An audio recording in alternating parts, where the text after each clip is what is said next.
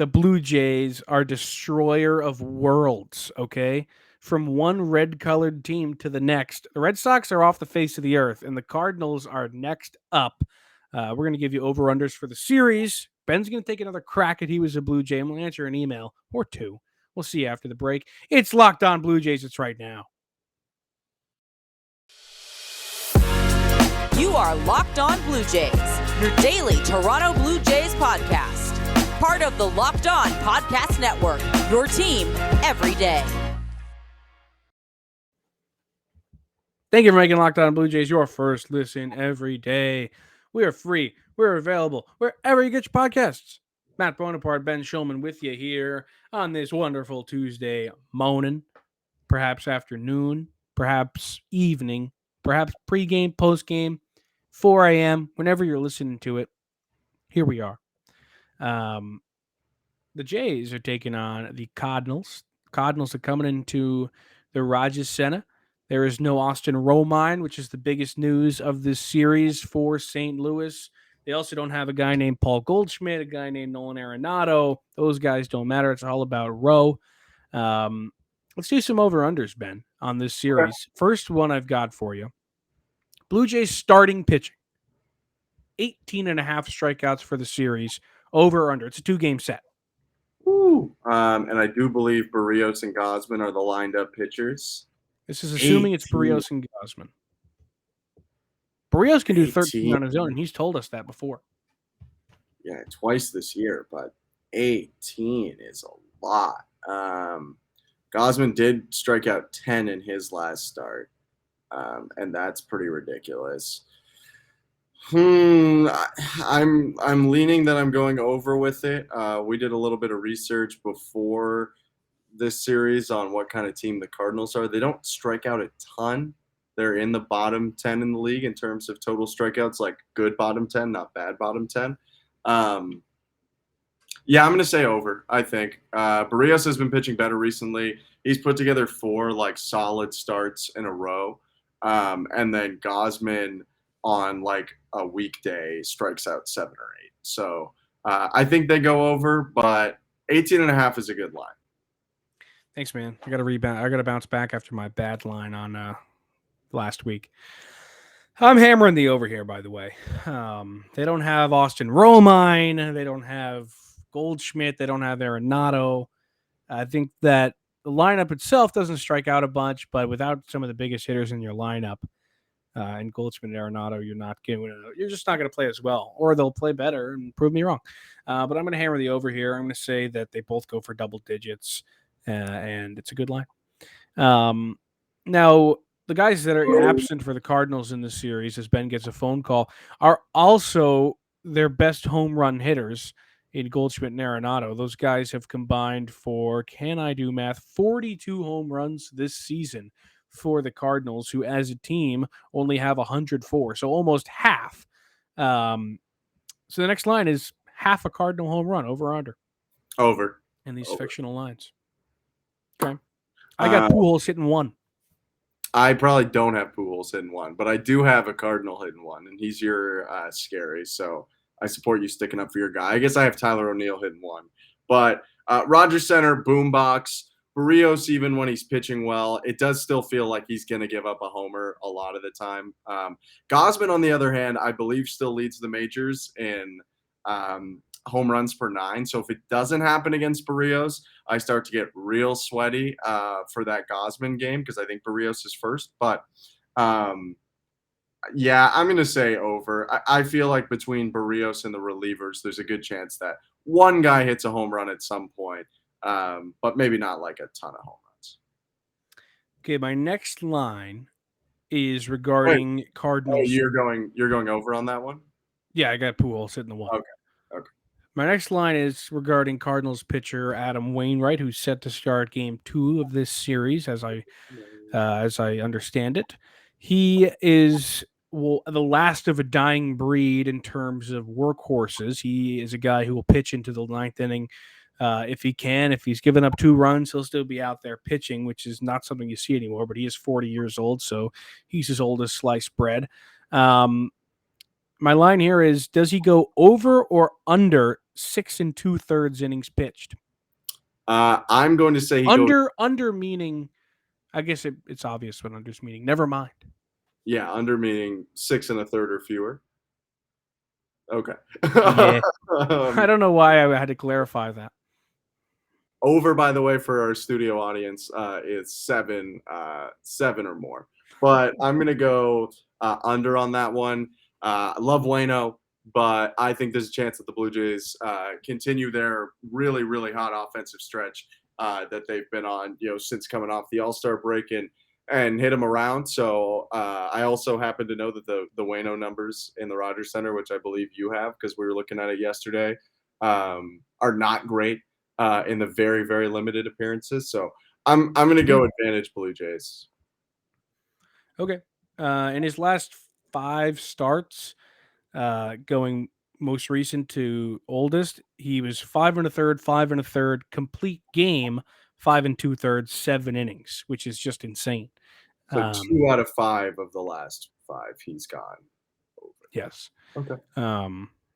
So take that as you will, but Waino continues to just kind of be that guy, which you have to respect. All right, my final line, Mr. Ben Hameen, is, and just for a disclaimer here, that these are all fake lines. Don't go out and try to bet these. What'd you say? They don't exist. They don't exist. You can't. Cardinals series runs scored. How many runs the Cardinals score in this 2-game set? Line is set at 6.5. The last time they played the Cardinals, the Cards got 7, I think, on the Goldschmidt Grand Slam. And then they only had 1 or 2 in like the 8-1 or 8-2 blowout. Different teams. That was May. But I'm going to go under. I really like the way the starting pitching lines up. I have faith in Barrios to have something here. And then Gosman's just Gosmaning on a week in and week out basis. So I'm going to go under. Obviously, the guy's not being there affects this.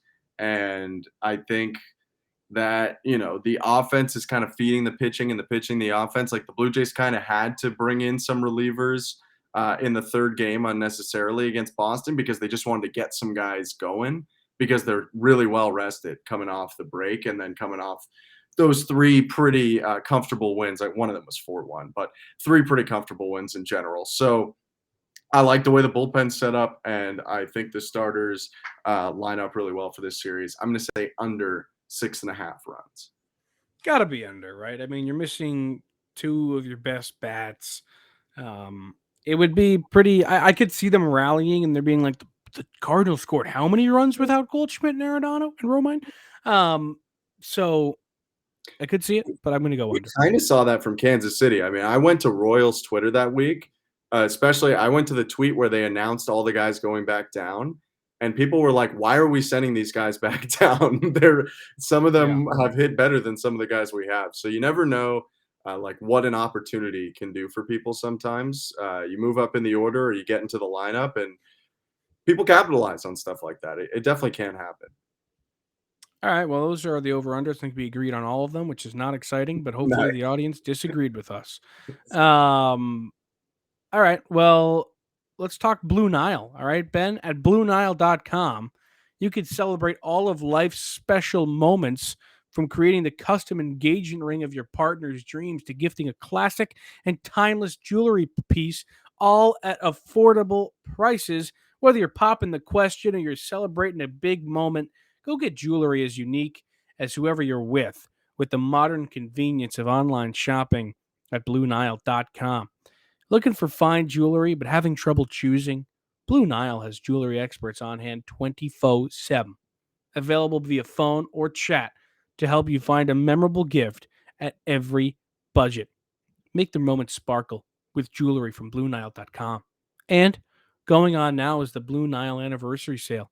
Save up to 40% on classic fine jewelry pieces and 25% on engagement ring settings. Plus, every order is insured, ships free, and arrives in discreet packaging that won't give away what's inside. Shop stress-free. Find your forever piece. Go to BlueNile.com today. All right. It is time. It's time. Ben Shulman, he's up once again. He was a Blue Jay. This is his third time. Third time's a charm, baby. Everyone's rooting for you, Benny. I'm rooting for you. Everybody in the audience is rooting for you. Everyone wants to see you get this one right, and I got a good feeling about it. If you don't know what He Was a Blue Jay is, it's our favorite game we play here on this podcast. We got a random Blue Jay. I'm going to give Ben hints about who he is. He's got to guess who it is. I give him 5 hints. He's got 3 guesses per hint or 30-ish seconds. Ben, are you ready? Ready as I'll ever be, Bones. He missed on the last 2, which were Eric Kratz and Dwayne Wise. This week, there's a new one. Let's do it. This left-handed hitting pitcher debuted in 2005. They wouldn't have hit. But that feels like this guy must have been a good hitter. Carlos Zambrano. Not Big Z. He was a switch hitter. You're right. He was a switch hitter, which is fantastic. One of my favorite things, small tangent, is when pitchers who don't hit list themselves as switch hitters. I love it. There's one guy like that. I can't remember his name. Left-hand hitting pitcher, J Hap. Ain't Jay. Marcus That'd be Stroman. crazy if you think it's Marcus Stroman. That'd be absurd for me. No, it ain't Marcus Stroman. It would be wild, by the way, if Carlos Zambrano was a Blue Jay. I mean, that would be incredible. He was one of, if not my favorite player when I was a kid. He was fantastic. I loved him. All right, I think this is going to help you out. At 6'7", this right-handed pitcher was dominant for a very short stint. At 6'7", this Big now guy. you didn't tell me he was a starter. I didn't. Right-hand pitcher who's 6'7", who was an absolute truck. For those who don't know, we did John Roush in this series, and he's like 6'10". 6 foot. He had 3 homers in his career too, all in one season. So he definitely played in the National League. Obviously, I mean that was obvious, but he had 3 homers in his career. AJ Burnett. And AJ. He's tall, right? He's a big guy. I don't even know why Roy Halladay would come to my mind. AJ was 6'4". AJ was 6'4"? Okay. At least he was a little tall. 6'7". I got to know who was 6'7". 6'7", 250. So he definitely was a starter because you would seldom see a reliever hit a home run. So it's got to be a starter, a left-handed hitting starter. I'm going to guess he was a left-handed throwing starter too, but I could be wrong. I already said he was a right-hander. You already did. Josh Johnson. It's Josh Johnson. Let's go. He got it, ladies and gentlemen. He got it. And I could not be more proud. Bang. Do you have the second one locked? Yeah, of course I do. What do you think I am? I can give you the tagline. That's his first hit. Give me the tagline. He was a Blue Jay? I remember exactly. Oh, yeah. The other hints I had for you, and you get it on the third hint there. I'll mark that. Nice. It's pretty good. You got the other 2 hints were in his prime 5 seasons, he was named an All-Star twice, finished top 5 in Cy Young voting once, all while averaging a 3.06 ERA and a 1.1 WHIP in those 5 seasons. The final hint, which I was almost sure you were going to get it on, was he was included in a trade that brought the Jays Jose Reyes, Mark Burley, Emilio Bonifacio, and John Buck. I would have had it easy. I mean, the only other pitcher in that trade is Mark Burley, whose Marlins career is long forgotten. But yeah, I should have. When you said good for a short period of time, I already should have got it there because Josh Johnson was like the man, and then he was just not the man right before the Blue Jays traded for him. Also, I was incorrect. You got that on hint 2. I got that on impressive. Hint Hint 3, which I almost didn't mention, was that he played the grand majority of career in the NL East. So you got that on hint 2. You just necroed that. You necro. Your first ever hit's a necro. Well, you got to be exciting about that. Yeah, the monkey off my back is very. That's big. Huge. You just got to see the ball go in. And now we're going to hit number 4 of season 4, and you better not get this one too quickly because I don't have another one. I almost said the guy's name. That would have been bad. All right. This right-handed pitcher debuted in 1978. Oh. Oldest player we've had on He Was a Blue Jay. Yeah, it's the second year of the Blue Jays. Doyle. I don't know when Jack Morris played, though. Doyle Alexander. It ain't Doyle. Um. It's actually Jack Morris debuted 1 year earlier than this guy. Okay. So not technically not the oldest player. It would never be Steve, but I believe he debuted in '79. Right-handed pitcher. Oh, that's so old. I'm going to move on to the next one. Okay. He jumped around from 3 different teams before finding a home in the AL West. Finding a home in the AL at his time's AL West or our current AL West? Because it was the AL West both then and now. Okay, so it is a current AL West team. So it's not the Astros then, but it could be the Athletics, the Mariners, the Angels, or the Rangers. Athletics, Mariners, Angels, Rangers. This is absolutely not correct. Dennis Eckersley. It ain't Dennis. Right-handed pitcher who settled in. I'm really feeling A's because they were good at one point, but in the 80s, I think the Angels were also pretty good. I'm going to roll on to the next one. He finished top 4 in Cy Young voting every single season from 1987 to 1990. That's 4 years straight, and he's finished top 2 1 year. Okay, so he probably didn't win it, sounds like. But he was a really good pitcher in the late 80s for either Oakland, the Rangers, the Mariners, or the Angels. Good Mariners pitcher. Randy Johnson was an Expo, and he did start playing in the 80s, not the 70s. 78. Let me think. You want to go through the hints for the people while I'm thinking? Sure, I'll go through the hints for the people. It's a good idea. This right-handed pitcher debuted in 1978. He jumped around from 3 different teams before finding a home in the AL West. He finished top 4 in Cy Young voting every year from 1987 to 1990. And I almost gave you the 4th hint accidentally. You just give it to me. Let's hear it. Okay. 4th hint is he won a World Series with the Blue Jays. He won a World Series with the Blues. So he must have come back, obviously.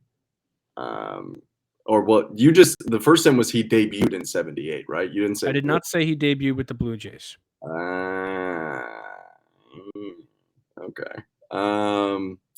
So what starter did they add from? Because obviously they added Morris, but that's not who we're thinking about here. Juan Guzman was their own, I believe. Juan Guzman? It ain't Juan Guzman. Those hints wouldn't give you Jimmy Key. And those hints. They had a really, really good rotation in 92 and 93, but especially 92, if I remember correctly. Al Leiter. It's not Al Leiter. Yeah, he wouldn't have debuted in 78. 78. He could have been a reliever when he got to the Jays, even if he was a starter before.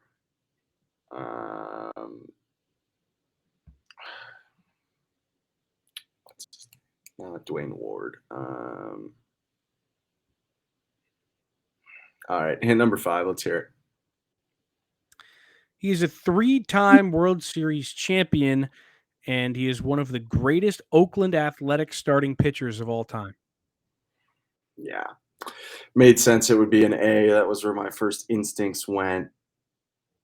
I'm going to apologize to the Oakland Athletics fans out there for not knowing a lot about their really good teams, even though the Blue Jays beat them eventually to get where they wanted to go. Catfish Hunter. It ain't Catfish. Yeah. I'm going to make myself sound stupid because I'm going to guess guys that I'm not sure if they were Athletics or not. It's okay. That's better than not getting a guess out. That's true. Lefty Grove. It ain't Lefty Grove. I believe he was an Athletic. He was an Athletic. Yeah, I don't think but that was also like Yeah, 1928. because the timing just doesn't work out at all. He might have been like a Philadelphia Athletic, honestly. He was a Philadelphia Athletic from 1925 to 1933. So just I was off in New there, York. In New York. And I only have about one 50 more years. guess. A really good starter for the A's. So it was I can obviously. give you a bonus hint if you like. Sure. My bonus hint is I'm going to name the entire starting rotation from 1993 aside from this guy. Okay. Here is the bonus hint. Juan Guzman, Yeah. Pat Henkin, Todd Stottlemyre, this guy, and Jack Morris.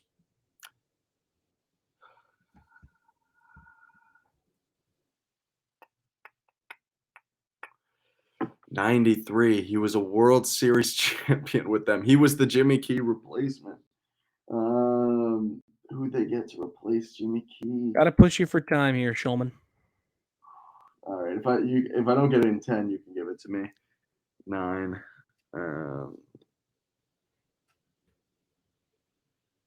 All right. I'm tapping out. Dave Stewart. Dave Stewart. No. Dave Stewart. Hey, is one I should have got. Still got one today. Of all my misses, that's probably my worst miss so far.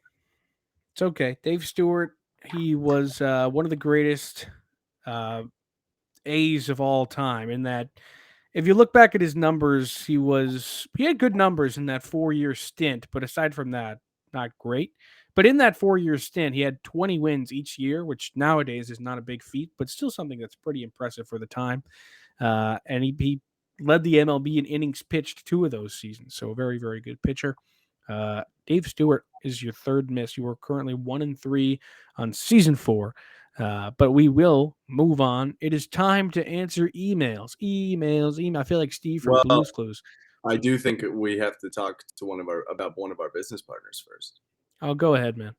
Yeah, because one of the things that makes me the most sad about this is I have a Dave Stewart card, but if I want to get a little bit happier, I guess I could go check out the Sports Card Investor app. Sports Card Investor is where you can go on this completely free platform and easily browse over 630,000 cards from every sport, with hundreds more added each week. And you can check the latest values on your favorite cards with 7-day value charts or 30-day charts if you want to see how it's performing over the month. Like if you were going to go put a Dave Stewart in, you might see that his rookie card is selling for something in the neighborhood of $60 over the last month or so. So look, you can find your best prices and you can buy directly through the app with their eBay deals feature. Plus, you don't just want the Dave Stewarts, you want guys like the Adley Rushmans, the Jeremy Paynes of the world who are making the jump to the big leagues this year. You can find their cards on the free Sports Card Investor app to check the prices and try and buy their cards early on. See if you can make yourself some money down the road. Look, all you got to do, download the Sports Card Investor app today. It's available for free in the Google Play and Apple App stores, or to sportscardinvestor.com/locked-on. Emails. Can you put the ticker on for this whole segment? Sure, brother. With the lower third of the ticker. Yeah, you can, whatever you're feeling. You're the creator here. I want to throw the ticker on there because we're ESPN. Okay. This is an email coming from Edward. Edward, we appreciate your email. Thank you so much for doing so. If you want to email, there's the email on the screen. If you're not on the screen, it's lockedonbluejaysreal, REAL, @gmail.com. Edward says, hey guys, love the show. Thank you, Edward. We love that you love the show. Do you have any interest in trading for Juan Soto? I heard rumors of the Yankees wanting to trade for him, and I'd rather him be a Jay than a Yankee. We need left-handed hitters, and he is one of the best. Is there any world where we trade for him and move him around in the outfield? Thanks, guys. Well, thank you, Edward. I think any Blue Jays fan wants Juan Soto. How could you not want Juan Soto? And for Blue Jays fans, you definitely want him to be a Blue Jay rather than a Yankee. But what is the realism? Is that a realistic trade? Look into the farm system and see that you gave away 2 top 5 prospects last season. Would you give away Ricky Tiedemann, Sem Roberts, and a whole other multitude of guys? Maybe even Gabby Moreno for this guy? Probably. Maybe. No, I don't know. Ben? Yeah, I mean, I think I would. I think potentially building upon question of that too, though, is like who do they want from the actual team? Because allegedly they want players too. Baseball is the only sport where you can't trade for draft picks. So players, Well, in you an can now, actually. can you? Did they put in the new one? Yeah, the Braves traded for a pick this year. Oh, cool. Well, I would be surprised if this pick hinged upon a lot of, or this trade hinged upon a lot of picks. Like I think they're asking for someone who's pretty good right now. Could you solve your lineup problem by putting Lourdes Gurriel Jr. in there? Can you give away less prospects to give away Lourdes Gurriel Jr.? He's a good player. Washington, if they get good in the next 3 years, could still have him as a solid piece for them. So maybe that's someone I'd be comfortable throwing in. What if they ask for Bo Bichette with some prospects? That becomes a complicated question. Nats also just made it clear in like about an hour ago as of recording this that they are going to move, or they're at least going to do everything they can to move Josh Bell before they move Juan Soto, if they move Juan Soto at all. Josh Bell, a guy that maybe the Blue Jays would want as well. Yeah, I do. I will say then you basically have to trade an outfielder because Josh Bell's going to DH for you like pretty daily. So in that case, you almost need to move, I think, Lourdes Gurriel rather than moving Teoscar Hernandez, as good of a year as Gurriel's having. I will say on the point, so both those guys are left-handed hitters, and Edward had said they need Bell's a left. a switch hitter. Right, Bell is a switch hitter, but both of them can bat left because they want like lefties in the lineup. I don't know how in love I am with the they need left-handed hitter thinking. They're not hitting lefties; they're hitting righties fine.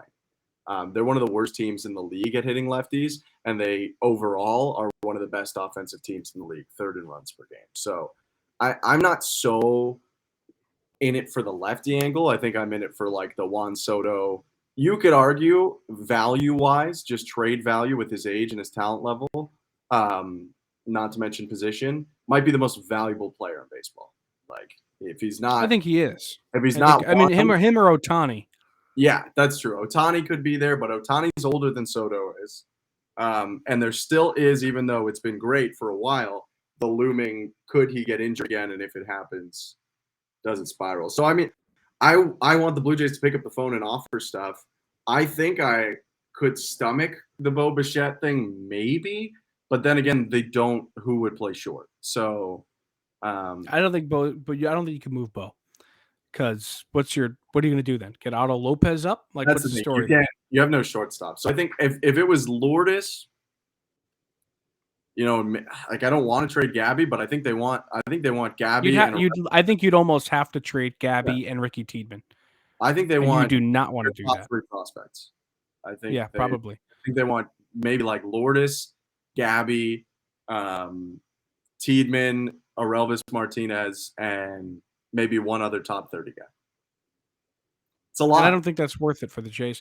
The only thing that you could argue makes it worth it is that they play spoiler for the Yankees and take him away from the Bronx, because I don't know how likely it is that he gets traded at all. Honestly, I think it's a lot more likely he doesn't move from the Nationals this season. But I think if any team, it's going to be the Yankees or nobody. That's my opinion. I think the Cardinals. I think the Cardinals are in it.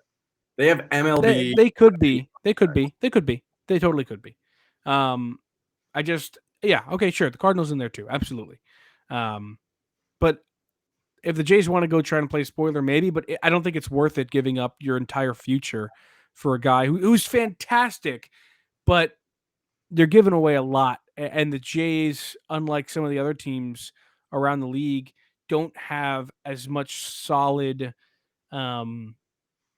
as much of a solid future outside of what the young core is right now. You don't know what some of those guys are going to be in 3 to 4 years, and bringing in Soto could be great, but having that great core of young guys in the minors right now, I think is better for them.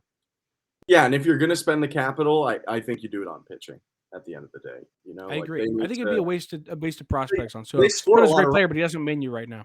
Yeah, they score a lot of runs. They don't. If they can get Juan Soto, I'm all ears. But if they were to do that and not get like a really good starter and a good reliever or 2 lockdown relievers, does it get them where they need to go? I'm not so sure. You could have argued in 2015 they had the best offense in baseball, but they still lost to the Royals, who probably had the best pitching that year. So it's I would want him. I think it's incredibly parallel to what Raptors fans are going through with the would you trade Scotty Barnes for Kevin Durant type thing. Now there's the player movement thing with Durant that scares some people, but it's just I would want him, but I'm not so sure the price they want to give him to me is what makes sense. Well, thank you for emailing, Edward. We appreciate it. Please, if you want to have, if you have a question you want answered, we'll answer it. Just send us an email at lockedonbluejaysreal@gmail.com. Thank you for making Locked On Blue Jays your first listen today.